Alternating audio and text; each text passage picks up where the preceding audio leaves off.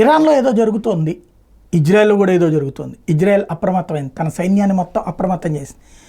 ఇరాన్లో ఖొమైనీ కుమారుడు గనక తను బాధ్యత చేపడితే, సుప్రీమోగా బాధ్యత చేపడితే కొన్ని పరిణామాలు చోటు చేసుకుంటాయి. ఒకటి, ఇరాన్లో విప్లవం రావచ్చు, తిరుగుబాటు రావచ్చు. దాన్ని అణచివేయడానికి వాళ్ళ సైన్యం ఆ దిశగా అడుగులు పెట్టాల్సి రావచ్చు.